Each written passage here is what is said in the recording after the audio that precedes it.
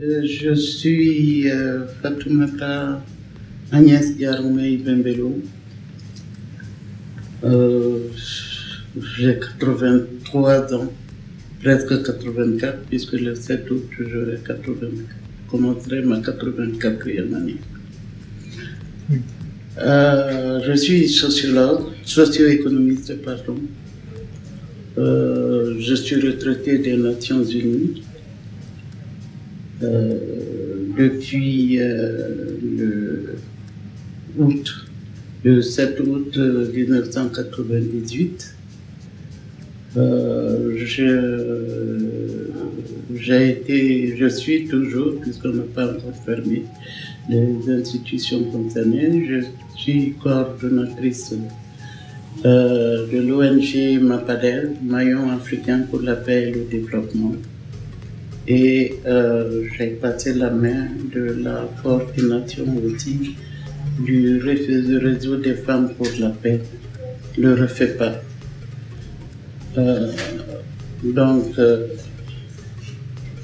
Je suis maintenant à l'écoute de la jeunesse. Et puis voilà. Le parcours associatif, il n'y en a pas eu tellement parce que jusqu'à la retraite, j'étais de 1975 à 1998, j'étais fonctionnaire des Nations Unies. Donc en tant que tel, je ne participais pas ni à aucune activité d'institution associative. Après, quand j'ai pris ma retraite, bon, avant la retraite quand même, j'étais membre de l'AFN, mais comme j'étais en dehors du Niger, je n'avais pas d'activité spécifique. J'étais aussi membre de la FAD, l'Association des femmes africaines pour la recherche et le développement. Je participais à des réunions, mais en restant parfaitement dans le cadre de règlements qui gèrent la vie des fonctionnaires des Nations Unies. Après ma retraite, maintenant, avec des collègues, nous avons eu à créer l'ONG MAPADEL, le Maillon africain pour la paix et le développement.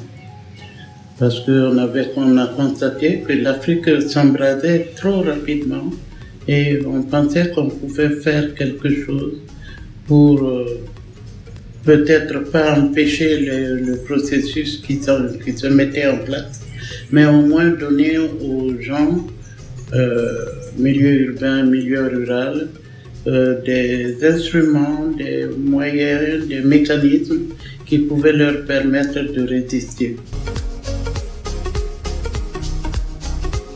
Ce que j'avais comme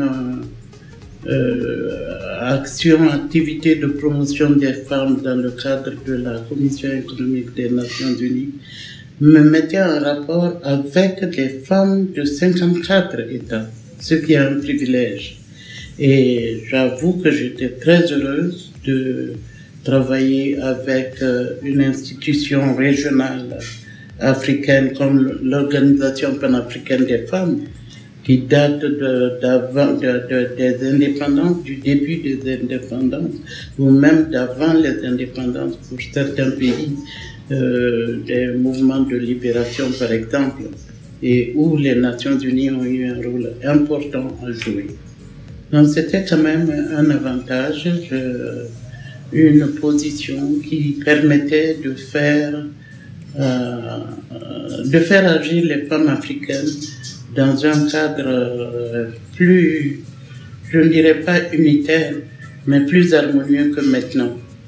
Parce que maintenant, au titre de, je ne sais pas moi, de l'indépendance des partis, des droits de ceci, des droits de cela, il devient de plus en plus de rassembler les femmes de 54 États dans le cadre d'une action conjointe.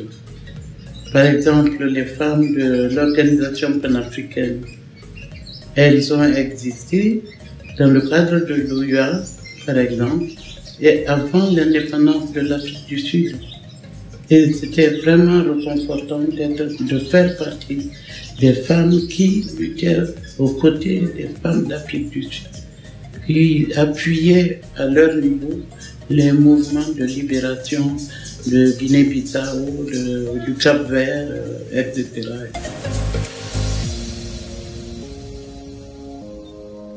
Et ça, c'était une initiative salutaire, surtout au Niger, qui consiste à justement rassembler des femmes leaders pour voir comment, quels étaient les problèmes du moment, les problèmes majeurs du moment, et comment éventuellement mettre en place des éléments de solution de ce problème. Dans cette activité de FAS, je crois, est composée aussi de beaucoup d'autres institutions qui devaient faire, à mon sens, parce que ça ne s'est pas reflété dans la réunion, qui devaient rassembler des problèmes majeurs à débattre avec d'autres femmes, qu'elles soient membres de FAS ou pas. Donc je n'avais pas cette impression-là et je crois que si FAS veut continuer à jouer le rôle de trait d'union, je crois que c'est le mot, entre les institutions de la société civile pour la résolution de leurs problèmes, il ne pourrait pas éviter ça. Parce que sinon on va se retrouver devant une énumération de problèmes qui n'en finissent pas, comme dans tous les cas de sociétés en sous-développement. Les problèmes sont nombreux, ça ne finit pas. Et or, on se met dans la position de résoudre un problème pour pouvoir en attaquer un autre. Et ça ne peut pas marcher comme ça. Je crois qu'il faudrait que les membres de FAS se rassemblent travaillent davantage. Et ça va au-delà de grandes réunions comme ça. Il faut que ce soit des réunions régulières pour résoudre des problèmes précis. Je n'ai pas de conseils en tant que tel. Je suis mal placé pour vouloir donner des conseils. Mais je crois que chacune doit accepter la différence et l'efficacité dans la différence. Ça, je crois que ça, c'est fondamental. Et aussi, il faut dire, on avance. On ne fait pas du surplace, encore moins de marche arrière. Oui. Et ça, c'est pour les Africains dans l'ensemble. Pas que pour les femmes du Niger. Les hommes ne sont pas mieux. Hein. Si on regarde de très près, ils ne font pas mieux. Mais comme ce sont eux qui sont aux affaires, qui font et défont l'histoire en quelque sorte, on se dit les femmes, elles se débrouillent mal, elles sont sinon, elles se débrouillent pas mal. C'est simplement qu'il faut qu'elles aient le courage d'aller. Le Niger appartient à tout le monde, hommes comme femmes. Et comme me disait ma fille un jour, la limite de l'action, c'est le ciel.